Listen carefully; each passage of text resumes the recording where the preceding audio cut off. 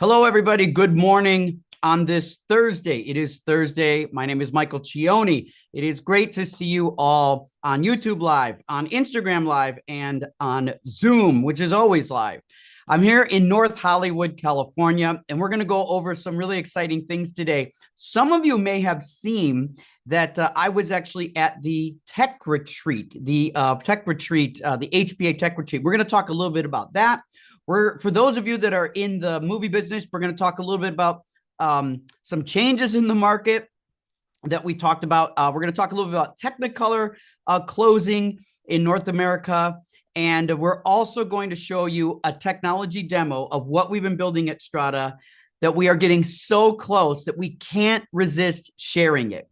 And one of the funny things about technology is there's this idea you're supposed to hold everything back, build in stealth, and keep everything a secret.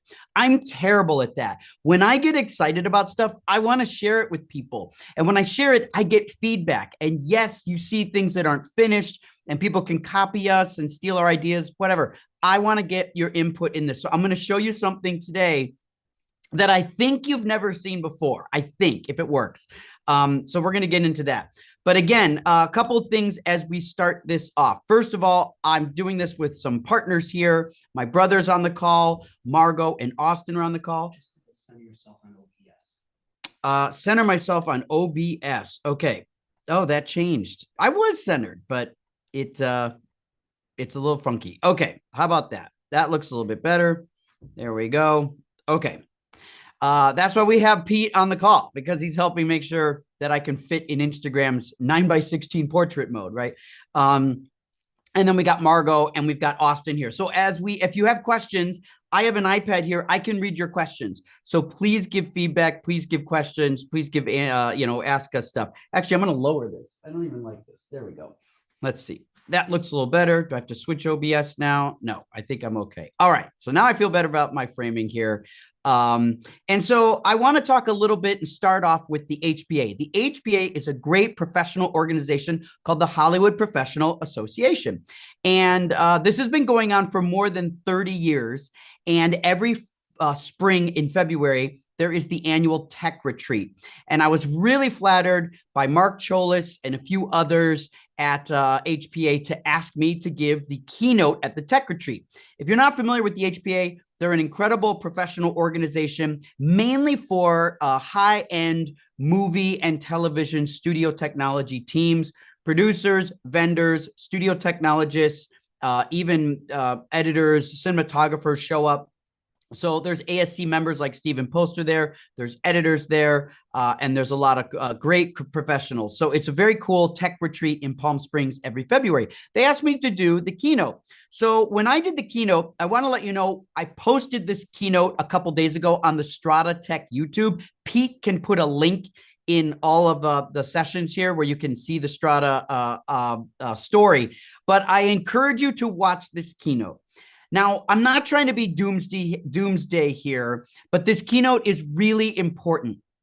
My circle of friends, so many of us in media and entertainment are really suffering in terms of work right now. And I actually believe that suffering isn't going to rebound. And I think it's not that it's purely my opinion, it's the data. So we went over the data that explains and helps us understand why our market is falling apart. And if we understand why, only then can we know what to do about it. And so I wanted to just point out a couple of things in some data points that might be useful to you. First, 84% of all podcasts are now viewed on video. Now, the reason that's important is not just how much it's changed, it's that video podcasting is an entirely new form of entertainment altogether. It didn't exist before. It's like, radio, video, and we didn't really have that.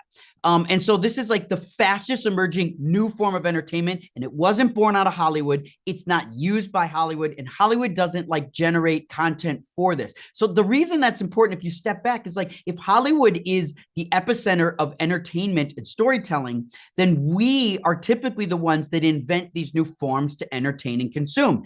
But in the case of video podcasts, we didn't. It's all born out of the creator economy, the mid-market, the independents. They've created this. They're building it. They're equipping it and they are pioneering it. That's a really important data point to think about. Another data point here is how few people are going to movie theaters. Now, this is a really sad statistic that in 2023, the average American only bought 2 movie tickets a year. So they only saw 2 theatrical film experiences in 2023. As that number goes down, the problem with that is like AMC A-list members. You might be an AMC A-list member and you love going to the theater and it's something you do regularly with your family, or you like, maybe I was recently went to the Quentin Tarantino theater on Melrose. Like, people like to do that stuff. But on average, the people that love seeing movies in the theater aren't going to generate enough critical mass to keep the entire system going. AMC, Cinemark, Regal, Marcus, Edwards. These are huge, huge businesses that have huge infrastructures, and they need everyone going to the movie theaters on a regular basis. And that just isn't the case. And so theatrical, which drove so much innovation, so much quality, so much what people would say is that's the highest quality version of a project they would make. This is really dramatically changing.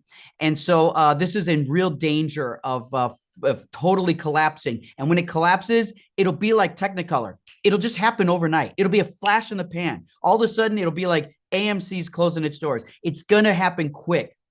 Another one is 33% of daily media consumption occurs on a mobile device. Now, a lot of people think that mobile device consumption is high because of Gen Z, kids, high school, college kids. But this particular data point is based on adults, that 33% of adults are consuming their entertainment on mobile devices. That's a major change. I bet those of you watching 5 years ago to today, my guess is you're watching a lot more on your mobile device today than you did 5 years ago. And so that's a really important thing. The point about all this is I did want to address some feedback. In the chat, you should watch the entire keynote. There's a ton of data in there that you should arm yourself with and understand the talking points. But there were some people that had some criticisms of my presentation, which is great. I completely welcome the feedback. But I want to address a few things. Some people said, well, Michael makes a lot of points, but the streamers are fine.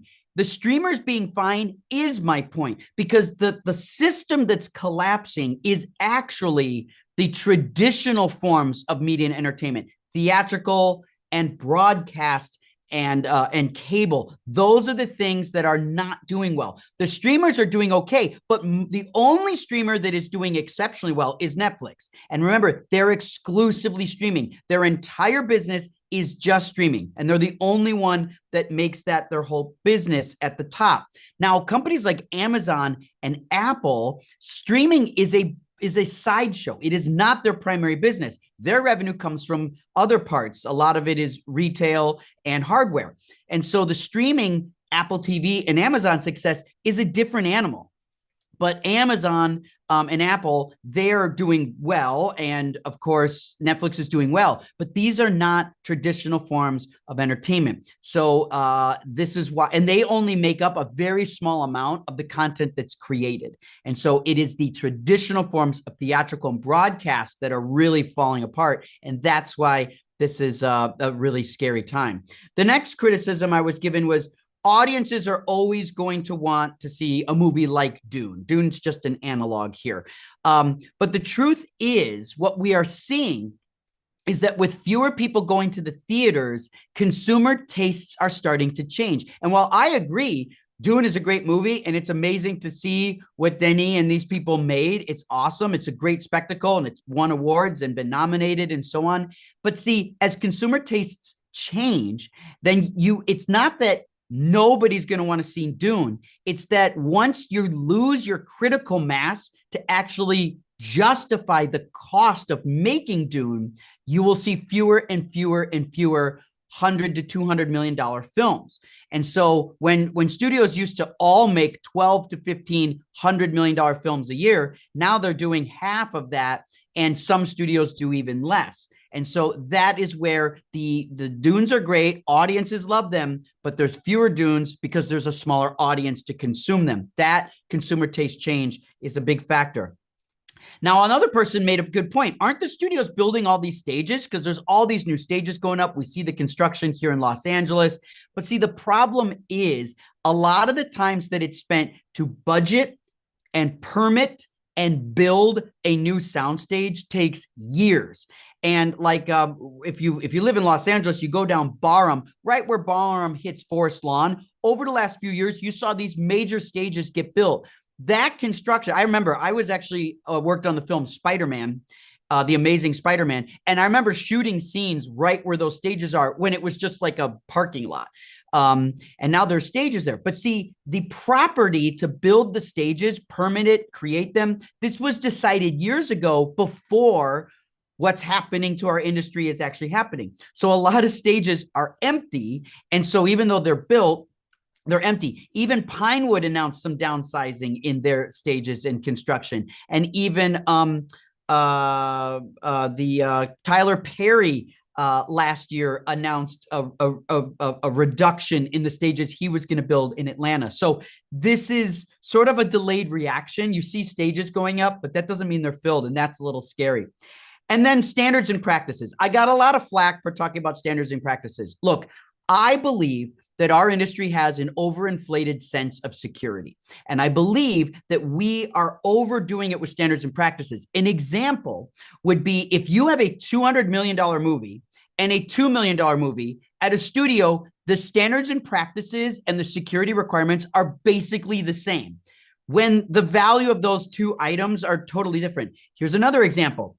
When you have a final version of a Marvel movie or a daily from an independent film or a TV show, they're under the same scrutiny of standards and practices. If you have a tool that can help Marvel or help a television show, you have to go through the same process. But a daily has no value. A log, uncolor corrected, unmixed MOS clip is not worth stealing. And I don't know who would even steal that. And if they did, who cares, right? So I think what happens is we've gotten so afraid of these, I think we're chasing ghosts at sometimes where we're so afraid of someone stealing something. We are attributing value to a log, uncolor corrected MOS daily with someone on a green screen on a cable. Like, that's not really valuable. And we're so worried about someone stealing that I think we have introduced standards and practices, and we keep sneaking them up to make them harder and harder and higher and higher, when data will show you most, not all, but most breaches of security are inside jobs. There are people that had access to the footage, and either they were negligent or they were bad actors. And that can happen. So you can't protect leaks from people who are allowed to have the footage, or they're just negligent and sloppy and they leave the access out, or they share passwords, which people do. So this is where I think we need to relax on that. And the reason we relax is not because I want people's stuff to be stolen or I want to create make a target out of your content. The reason is because when things change quickly out there, we have to respond, and we have to make fast progress, and we have to elevate and innovate and make new standards and practices, and we got to move fast. And all these standards and practices that we have slow us down. And it can take a year for a large studio to even begin to explore adopting a new technology. Where in the creator economy, it can take an hour. And when something comes out, they're going to try it. So that's something to think about. Now, another thing that I showed that's really fun is we showed some cool stuff. So the iPhone 15 Pro Max, and I showed a comparison, which I called a shrinking technology gap. Now, I shot some Alexa, iPhone, and Fuji GFX. And here you can see it. This is a little bit of Alexa material. And I shot the same shot. This is Emma Harper, and she helped us out here. We shot this at Old Fast Glass, one of the best camera rental houses in Los Angeles. You get the best lenses, best support, and a lot of great artists work there. But here you've got a little Alexa Mini, right? That looks great. But then I'm going to show the same shot on an iPhone. This is by the Beast Grip Beast Cage. This is using a depth of field adapter called a Photon. And the Photon, you can see here, now we have depth of field. You're seeing a ProRes file shot in log with the iPhone 16 Pro Max. But we're using the Photon. I actually have it right here. So you can see kind of how big it is. And, you know, I've got the lens, and then this is the iPhone. So we've got the phone in the cage with the depth of field, and this is the depth of field adapter.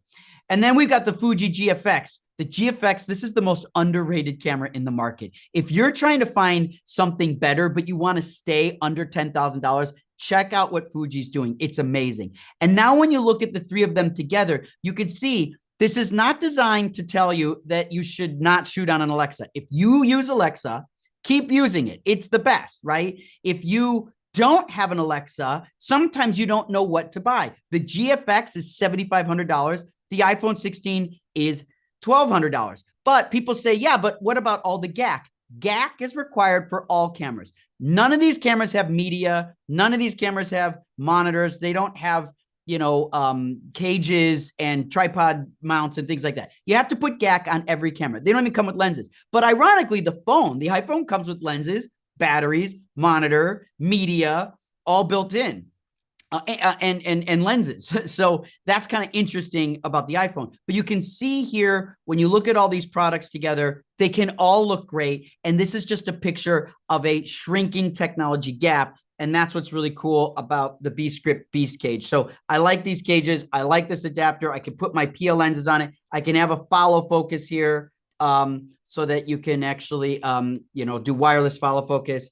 And it goes in a cage with 15 millimeter iris rods. And so you get the ability to have that focus connected to your iris rods, get the real lens, and then just operate the Blackmagic camera app on your phone. And once you do that, you're in business. And so that's how easy this is to use. It's so cool. You can see, oh, there you go. So you can see it's working. And this is just an easy, inexpensive way for people to start, you know, taking, you know, for a phone, which you have, another $1,000 and you're on your way. But if you want to go further, there's other ways to do that too, which is really cool. Okay, so then what happens here? So many of you heard, and maybe many of you were affected by the closing of Technicolor in North America, MPC, the mill. Look, Technicolor is over 100 years old. The amount of companies in the world that have celebrated a century of business is so rare. It's an amazing accomplishment. But what's happening right now to Technicolor is an example. It's just the latest example of what happens when technology is changing and the market's changing, and there are casualties in that. So while there's a lot of people that have a lot of, you know, ideas on who's to blame for that, it is really, really important to understand that there are a lot of outside factors. Companies like Technicolor were designed to work when the market's good. And the market's been good for like the last 25 years. And companies like Technicolor kept growing. They kept buying more businesses. They kept expanding. You know, so like that's where companies like that were designed for that. They rely on huge business, huge films to be built and to be made and distributed. And they were exceptional at doing that. And their visual effects are like top VFX. They're constantly being nominated for visual effects awards, and they have talent that is like rivals anybody. It's amazing. But when the market changes, then the ability for companies like Technicolor that are designed to run when the market's good have a big struggle. And that's what's going to happen. See, Technicolor is the latest casualty, but what you're going to see happen over the next 24 months is overnight, you'll be reading an article and a new business that you thought was totally impenetrable, totally safe, will actually be announcing a major downsize or a Chapter 11 or something like that. And so it's really scary. And that's why we have to be aware of this. It's important to face this stuff. One of the things I didn't say in my presentation that I gave is I didn't say this. I ran out of time or I forgot. But I want to say it here. It's impossible to compete with someone that you are unwilling or unable to name. You have to speak the name of your competition. And I think Hollywood is so sometimes, we have such a chip on our shoulder that we don't want to admit that there is competition. Or maybe Paramount views its competition as Warner Brothers, and Warner Brothers views its competition as Universal. But that's not right anymore. The competition is YouTube on the phone. This is the competition. And if Hollywood can't say it and it can't name that's our competition, they can't beat it. You cannot beat an enemy that you are unwilling to name. And so it starts with that. That's why we have to be honest about these conversations. And my keynote presentation, which you should watch on YouTube, Pete, put the chat in there again, put the link in there. You can start to get some insight in what's happening based on the data, not just hyperbole, the data. And the data is trying to tell us something. And we have to have the courage. If you care about your future in media and entertainment, then you've got to be able to name the competition. And you can either A, learn how to compete with it better because you understand it, or B, work towards it, use the competition, go to the competition, exploit it, right? That can happen too. So these are two really important things that you should really think about. And I really think you should check this out. So Matt from Zoom says, will timecode-based comments and metadata be available? Oh, Pete, are these all questions for Strada? Maybe they're all Strada questions. Yes, Strada questions for later. Okay, so they're for later. So I will not answer them now. Okay. All right. So I'm going to switch now to talking about the Strada that's in beta right now. We launched a beta about 8 weeks ago, so it's very new, but we've got some people using it. Thank you for the early adopters, but we want you to try it too. And I want to show you something that's brand new. We're going to try a test right now. This is live. Everything here is live. You know me. If you know me, I love doing scary things live, and sometimes they fail, but we're going to try something brand new today that I don't think you've ever seen before. So this will be worth it. The Strada, we are really all about media access. We want you to access your media anywhere, anytime, on any device immediately. That's what we're trying to build. We believe that access is the number one thing that can help you make better stories faster with fewer people, and just to do it with smaller teams and go fast. Here's why. When you are working, we know that all of your footage has to be stored in a hard drive, right? You put all your footage in a hard drive. That's where all your footage is. But a small percentage of it goes to the cloud. Why is it a small percentage, right? You don't put everything in the cloud. You only have a small percentage of your files in the cloud, right? You must agree with me because you understand this, right? Look, this is what we're trying to understand. Local access hard drives, in other words, are great. Why are they great? They're great because they're really fast. That Thunderbolt 4 is so fast. They're really inexpensive, right? They're really cheap. And then they connect to your software because your software is on your local computer as well, but they're not collaborative, right? Like if you want a copy of footage on a drive, you got to make another drive and you got to put that drive in the mail or ship it or walk it over to somebody else. So we don't like drives for collaboration, but we love them for everything else. That's why we love the cloud. We love the cloud for collaboration, but the cloud is slow because you don't have enough bandwidth, right? It's expensive. In fact, the cloud on average is 40 times more expensive than it is on a hard drive. That means a gigabyte in the cloud is 40 times more expensive than a gigabyte on a hard drive. And most of the software that you use is not in the cloud. Most software, some is, but most software is local. When you're editing, when you're sound mixing, when you're doing those things, you're using local apps, but it's collaborative. So what we're building at Strada is this. We are building a solution that is fast and inexpensive. It connects to your computer locally, but it's collaborative. We are building a bridge that takes local drives. Those drives can be RAIDs, SANs, or NASs, and even desktop computers, and we're making them collaborative. And what that means is we're able to have files shared without cloud uploading. Strada is building a solution that allows you to have the power of the cloud without the cost of the cloud. And that's what we're building here. Now, why is file uploading so flawed? One of the reasons it's so flawed is because video is so big. Video is the largest, most complicated type of file there is. There's nothing bigger or more complex than a video file. And files are so big, you can't get them to the cloud. And then people record too much. You love recording, you don't cut. That means it's hard to get to the cloud. And your internet upload speed is too slow. But let's say you're lucky and you have high-speed internet, really good internet. Well, if you can get the files up there, the cloud is too expensive to leave the files there because you're being charged 40 times more per gig than you are on a hard drive. And then that video software stack, the software stack is typically located on your laptop or your hard drive, your local computer. So these are problems that we're trying to solve. And that's why we're building Strada Agents. Strada Agents is our product that allows you to connect a local hard drive and share it to the cloud. Now, this is in alpha right now. We are in alpha, so I'm going to show you a working alpha, but the beta, we're going to try to release a beta at NAB, which is only like 6 weeks from now. So we're close to a beta, but I'm going to try to show you this right now. So I got to like switch my brain here and figure out, okay, how are we going to do this? All right, what we're going to do is I'm going to switch to Strada here, and I'm going to cram this over a little bit, and I want to show you Zoom. And what you're going to see in Zoom here is this. Okay. So on the right, you see, hopefully you can all see this.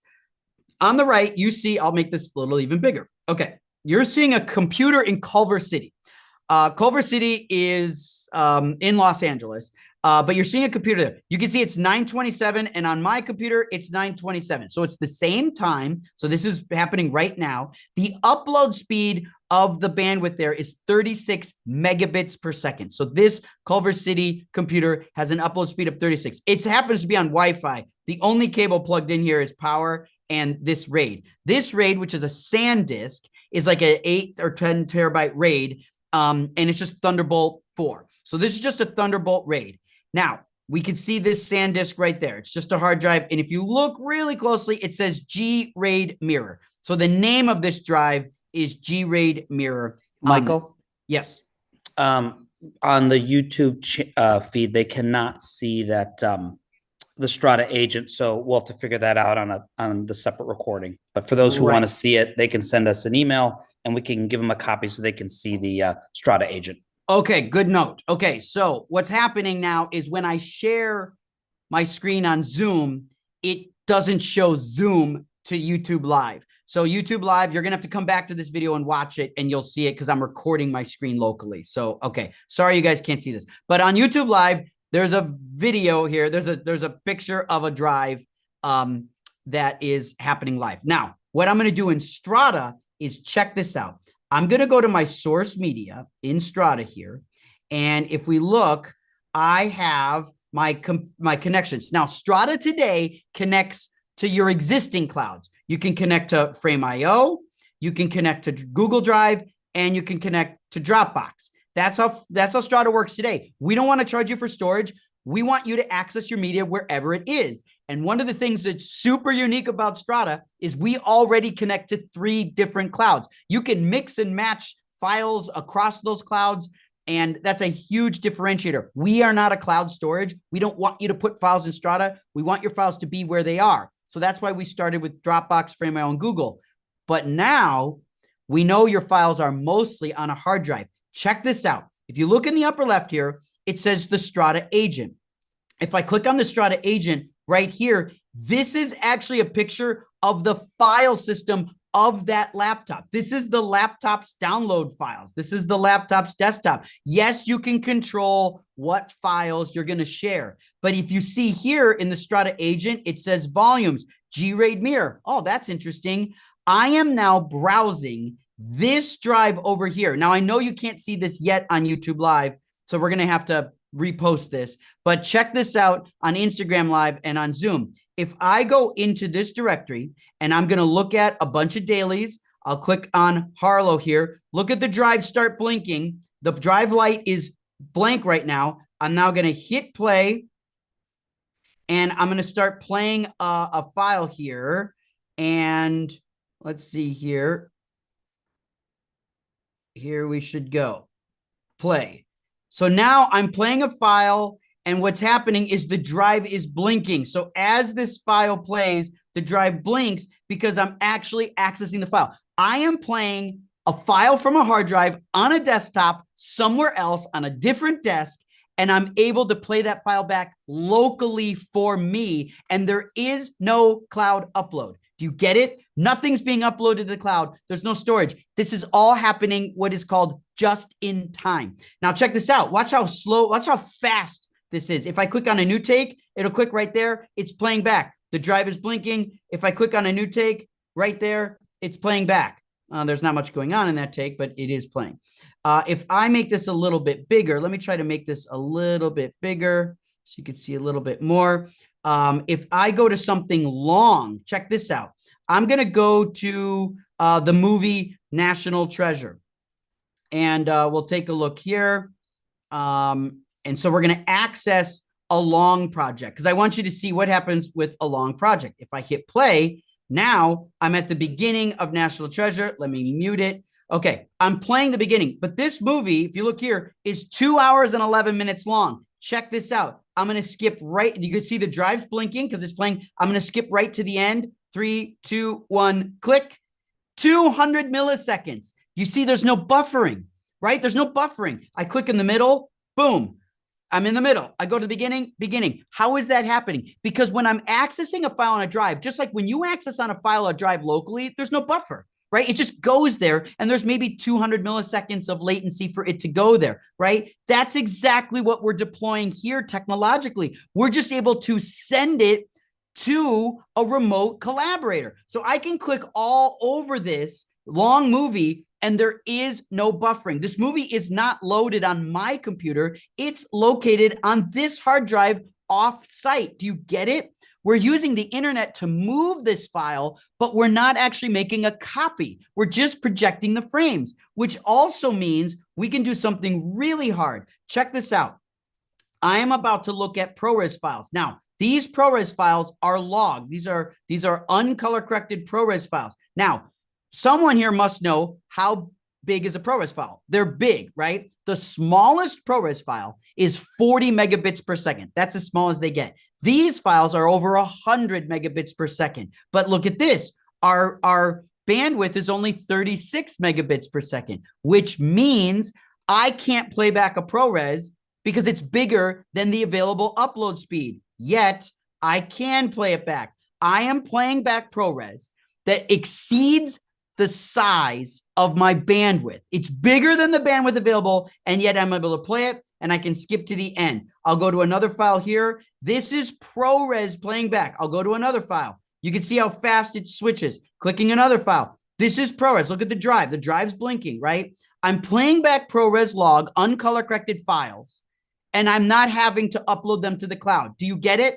If you shoot log ProRes files, I have just built a way that you can watch your files without having to upload them to the cloud, and they can remain ProRes.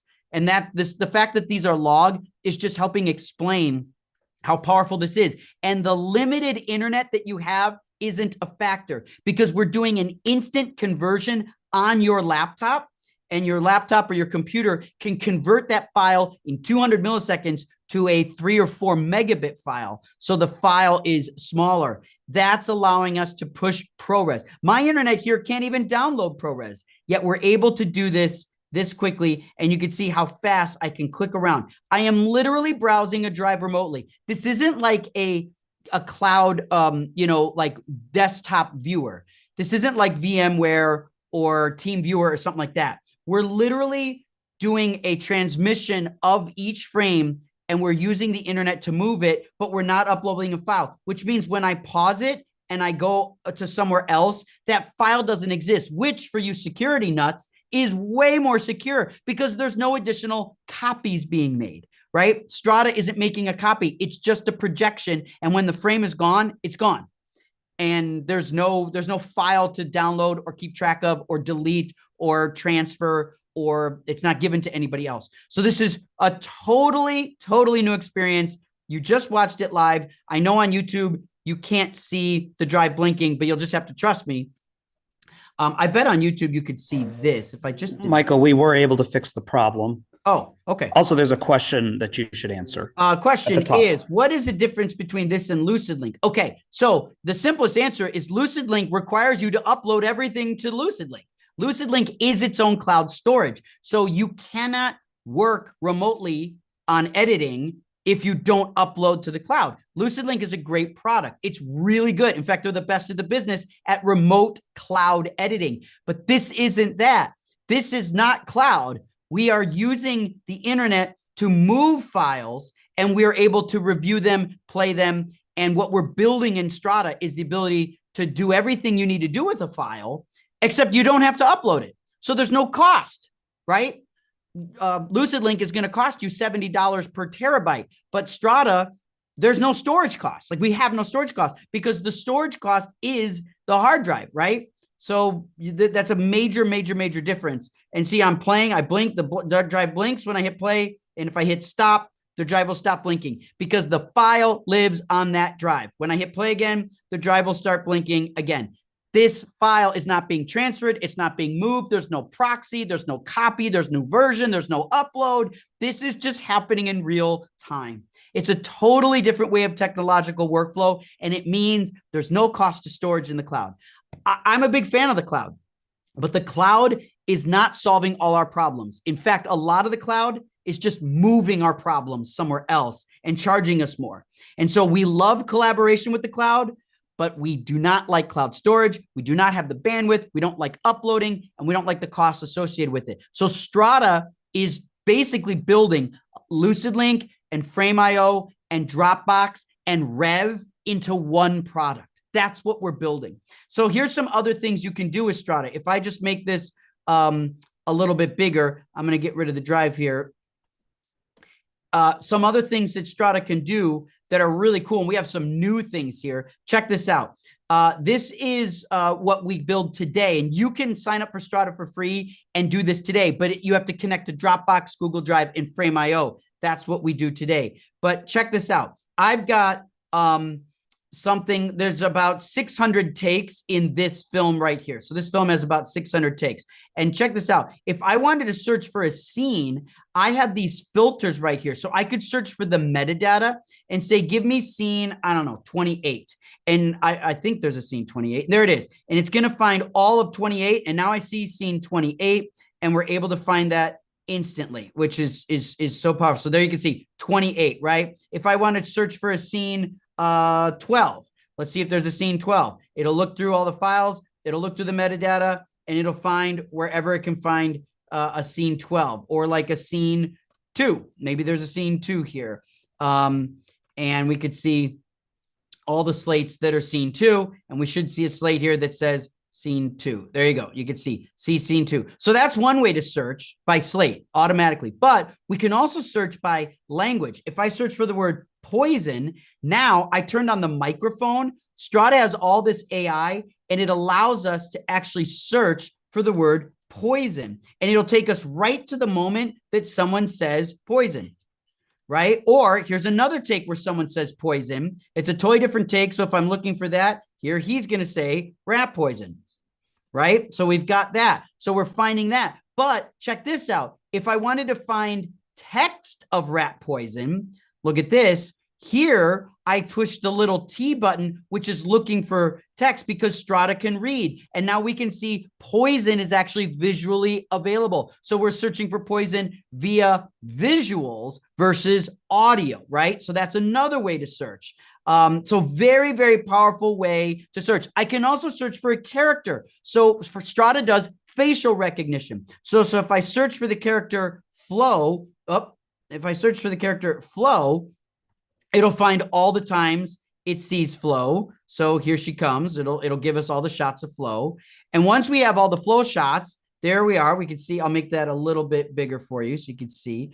And now if I said, well, what about Flo with Hansel, right? Let's try that. Let's say Flo with Hansel. Well, now it'll find the shots where Flo and Hansel appear together. And we'll get that in a second. It'll look through 600 takes or something like that. And there they are appearing together. You can see where Flo and Hansel appear together. Or I could say just Hansel by himself, and it'll find us the takes with Hansel by himself. We see that. Or I could say Hansel with Rose, and it'll find Hansel with the character Rose. Or I could say even a combination of Flo on the stairs. So now I'm combining the name of someone with a location. And so here you can see Flo is actually going to be on the stairs. So Strada knows how to understand faces, objects, locations, emotions, text, and words. And we can do all that dynamically. And everything I just showed you is automatic. What I just showed you is automatic. This is an incredible dailies experience and review. Also, you can notice, if you look closely, Strada can do this in multicam. We're the only product in the world that can actually play back A and B camera together. And if you look here, I've got A camera, B camera, and sound separately. We stack those separately. So if I turn one of the cameras off, it will still work, right? So I can look at one camera or the other camera, or I can look at both. So this is a really powerful way for people to be able to work. This is totally different experience. Now, one of the questions from Arbalo Films, he says on Instagram, hey, Arbalo Films, will this technology be able to go into an NLE platform where you could get the media into a library? Arbalo, that is exactly what we're building. We are building a way for you to take your local hard drive and have remote editors edit off of your storage. That's what we're trying to do. We're going to show some proof of concepts of that all year long. Our beta should come out at NAB. So if you come to NAB, Strada has an NAB booth. And so come find us and we'll show you, we'll talk, we'll take you through this. But this is a game changer. I mean, this is a technological reset for you because you can edit remotely without cloud uploading. That's a reset. Matt Jacob from Zoom says, what were the 3 services Michael mentioned that Strada is combining? So what we're really combining, Matt, is a little bit of Lucid, which you've already seen with the remote, Frame.io. We are starting to do, we have dailies, and here you can see in Frame here you can see we have commenting. So you'll be able to comment in Strada very soon. So if you look here, I can go in and I can start making my comments, time code accurate comments. But imagine what's happening, Matt, is you're commenting on files remotely that are on your drive. Today, you'll be able to comment on files that are on Dropbox or Frame.io or Google Drive. So that's great. But you can comment on files that are on a local hard drive. So when you do an output, you don't have to upload it. You don't have to pay for that storage or waste that time. You just start commenting. It's so fast, right? It's so cool. So we've got that feature. So it's a little bit, it's Frame.io, it's Lucid Link, but it's also Rev. And if we look at our work with Rev, this is so cool. Check this out. If I go to, this will be interesting. If I go to this is my actual keynote that I gave at the HPA. So there I am at the HPA. If you look on the right, there is my transcript. So if I search for the word like theater, and it'll take me to the word theater, and now I'll say the word theater. To a theater knew it came from media and entertainment. So I'm talking about that, right? Okay, but check this out. So Rev can do that, but check this out. I can now do summaries. I can actually do entire summaries of my transcript. So if you're doing interviews, if you have any production that has interviews, you need this. We can transcribe in bulk. You can load in 50 interviews. Strada can transcribe all 50. But then you can generate transcription summaries. And we give you the option. Do you want your summary to be a YouTube description, which will break out time code and things like that? Is it a meeting or an interview? Or is it a story, like a narrative production? And then do you want to do a custom? And you can actually, if I choose custom, you can prompt your own prompt of how you want it to summarize. So it's really, really cool because if I go into like, Cinderella here. Here's a movie, Cinderella. I've got Cinderella here.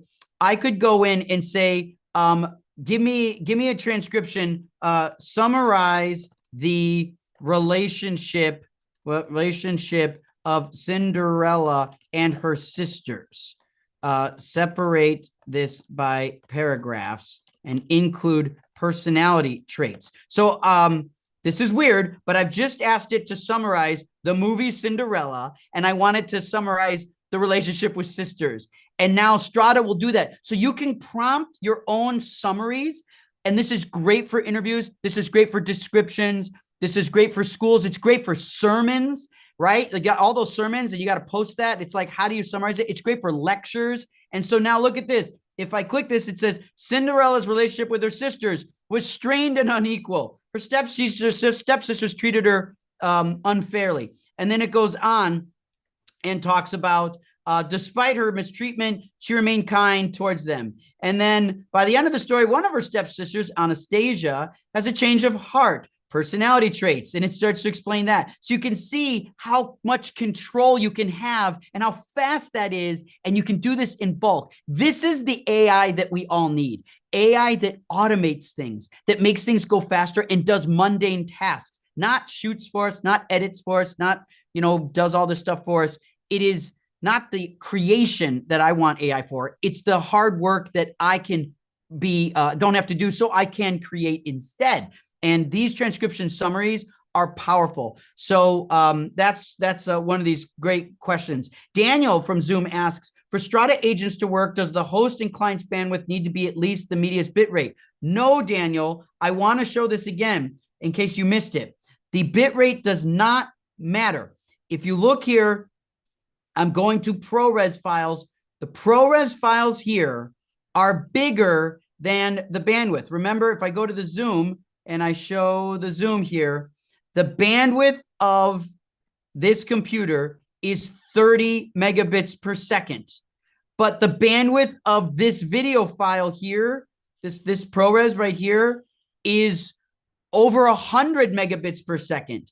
And I'm clicking around. Look how fast I'm click, click, right? And I can go to a new take, click. Look at this. You can't do this in Frame.io or Dropbox or Google Drive or Lucid Link. You can't get this kind of performance where you can do this without buffering. I'm doing this without any buffering, and I'm on 30 megabit networks, right?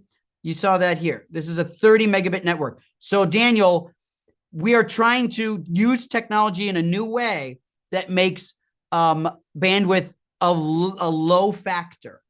It means that I should be able to watch ProRes files on an airplane, which nobody can do today without making a proxy, okay? But we're not making a proxy. This is the actual log ProRes file. This is the original file. So anybody can make proxies, and that's not a bad workflow, to be honest, but it shouldn't be the only option.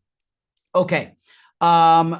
You call this witchcraft. I accept that. It is magic. It is kind of magic. And I'm glad that you recognize that. Sign up for the app. Start using the app today using Dropbox or Frame.io or Google Drive. Get to know the app, and then you can be an early adopter of the agents. We want that. Brandon says, sounds like Strada wants to save me money. Brandon, I am a creator myself, and my monthly cost for cloud subscriptions was over $2,000 a month. It was about $2,400 a month. And as we're building Strada and making YouTube videos like this, we're spending way too much on cloud storage.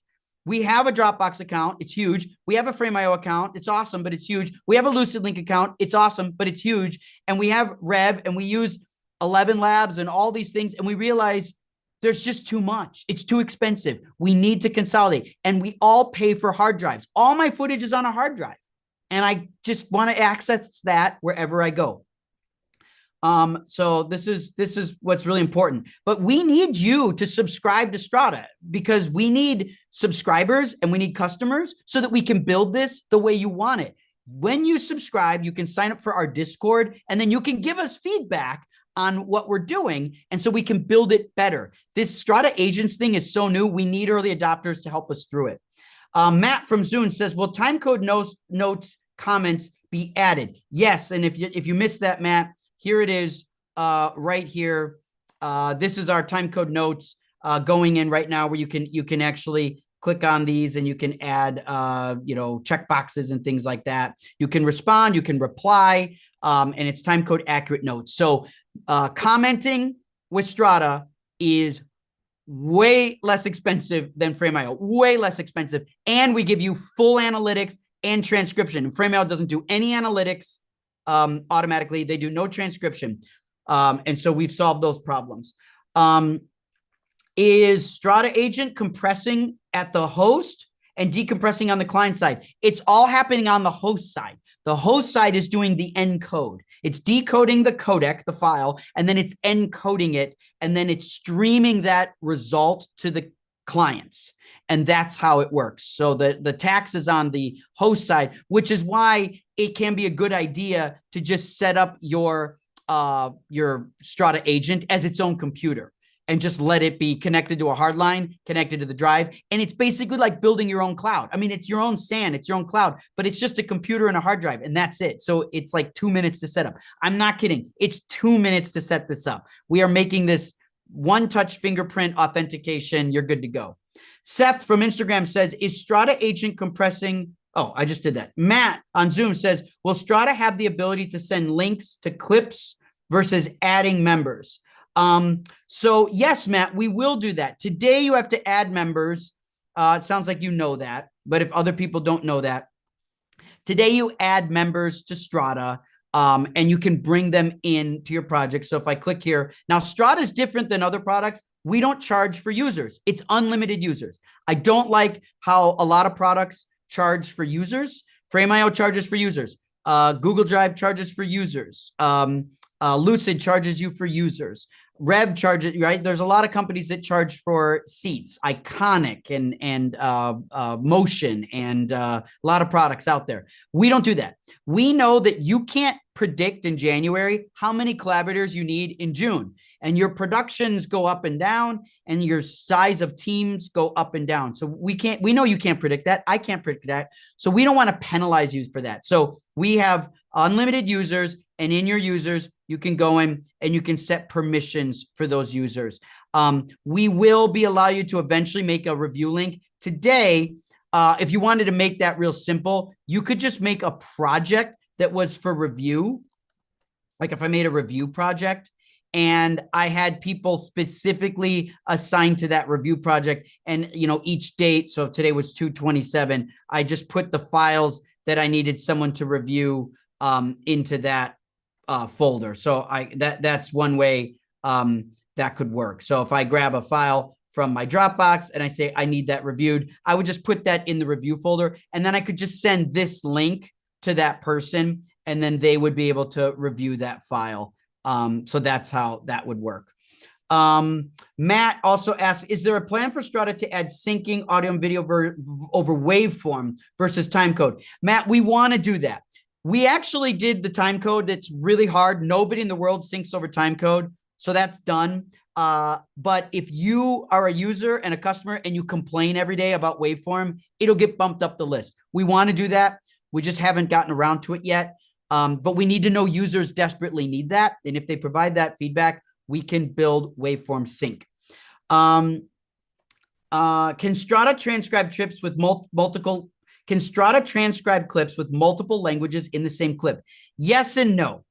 I don't want to make an excuse here, but translating multiple languages at the same time with timecode accuracy is extremely hard, and there are no AI models today that actually do that with timecode accuracy today. Now, that's something that AI large language model builders are aware of. They know that. They need that. And so today with Strada, sometimes it works, and it depends on the language. It depends on the quality of the audio, and it depends on how long. It sounds weird, but AI gets really confused with long pauses.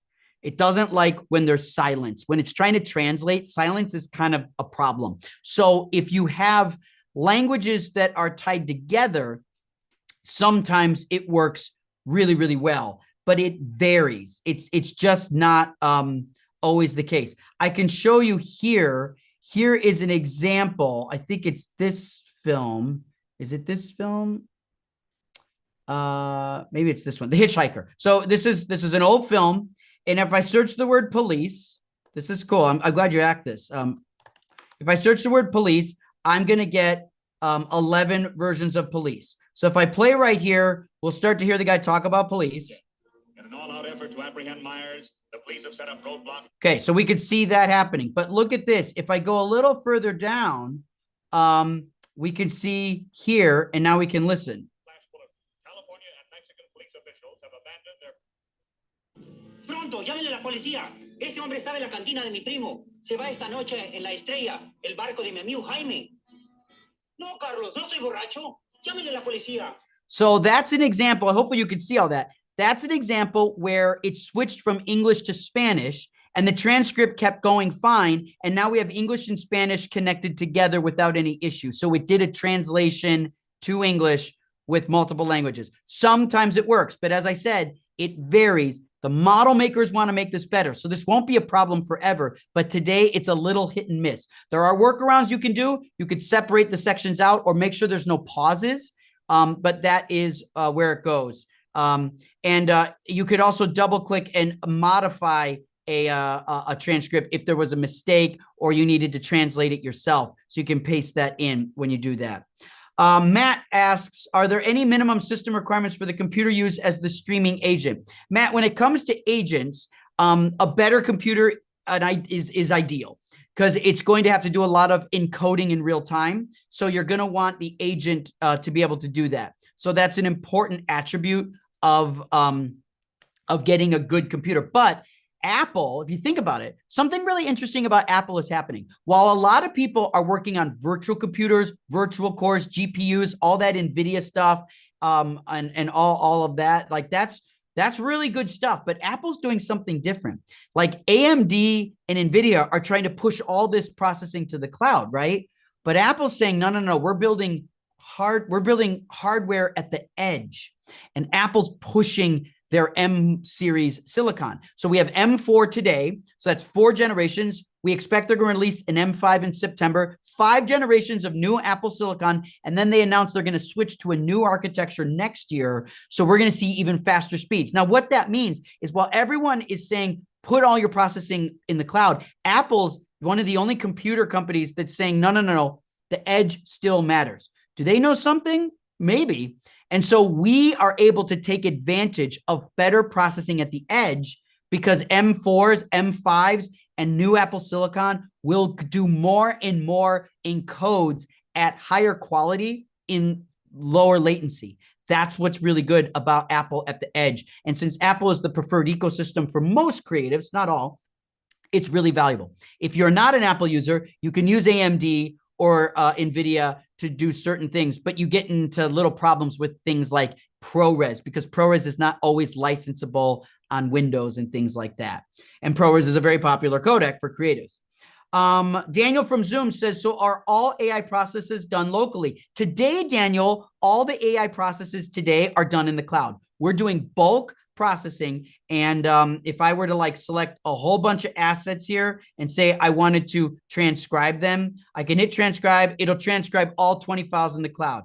If I wanted to analyze them for faces or items or text, I could do all that in the cloud. But we will be building model options for AI at the edge so that you could do it locally, which, by the way, would make it cost less because you're taking the processing on your end. What we're trying to do at Strada is build a platform. I'm not trying to build a commenting product. That's what Frame.io is. They're great.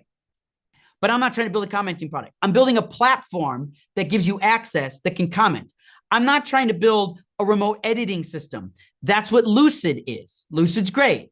We're trying to build a platform that has access that allows you to edit. I'm not trying to build a transcription tool. That's what Rev is. They're great. I'm trying to build a platform that has access that can transcribe. Do you see the difference? I believe all of these independent products out there, they're all what we call point solutions. They just do one thing. They do it really well. But I think I've got subscription fatigue, and I bet you do too. And so we're trying to build a solution that allows you to have a platform, and at the core of platform is access. None of those cloud products work if you don't upload to them. They don't do anything without you spending the time and resources and money to make proxies, upload those files, and invite users and pay for seats. That's flawed. And I think we have a better vision than that because you shouldn't have to pay for the time to upload and store things in a cloud just for that service to work. And so we're building a solution that already works today. And you can see the path. We're showing you the path of our progress. It works today that allows you to already start saving money by not paying for storage, not paying for users, and getting transcription, getting dailies, getting sync sound, getting translations, getting analytics, getting all sorts of cool techniques and tools out of this product. And it's pretty awesome. So we're really, really, really excited about that.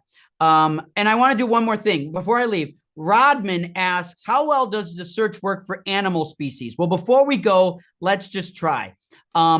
This is about 3,000 clips of natural history footage. Now, species, it can be pretty good. Like if I search for a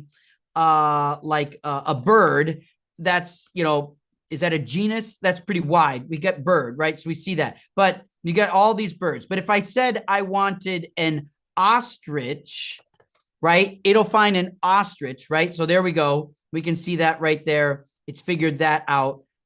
There's an example. If I searched by flamingo, we'll see a bunch of flamingo shots. So you can get pretty specific. If I search for shark, sometimes I might get a whale in there or a porpoise. That could happen, right? So that can happen because it can get confused sometimes. But if you have 3,000 takes, Rodman, and you search for shark and you find all this, I've just knocked 3,000 clips to 79. You should be able to find what you're looking for that quickly, right? If it's not perfect, it's close, right? If I said dog, so like a wild dog, is it a coyote? Is it a hyena, right? You see, it might not be exact, but now we're getting it down. Is it a wolf, right? And you can get it close, and that's where you can start to figure out where you're going to go from there, because we knocked it down from there. So if I said dog and I said, I don't know, a pack of dogs, doesn't find pack. So this is where you can start looking around and trying to discover, and you got to just analyze footage and try it yourself. Strada is free for a couple of weeks. You can try it. We're really looking forward to working with you on this. This was a really exciting morning. Thanks for everybody that wanted to join us. I want to end by just showing you, again, you should watch the keynote that I did at the HPA Tech Retreat. Please check that out. It's for your own good. And if you need to reach out for any reason, I'm here. You can find me. I'm available. My team's available. I think we've even got a picture of all of our emails. Like, we want to be a resource for you. And so please don't be afraid to reach out to us. Oh, they don't have the emails there. How did I get that wrong? Hold on. Where are we? There we are. Last slide there. If you need to reach out to any of us, you can find us. We're available. This is a relationship that we need to build together. We want to help you in the community. I hope you guys all have a great rest of your day, a great weekend. It's super warm here in California. It's going to be like 85 degrees today. If you're not in California, bundle up because you're probably going to be colder than we are. But I hope you have a great weekend nonetheless. Bye-bye, everyone.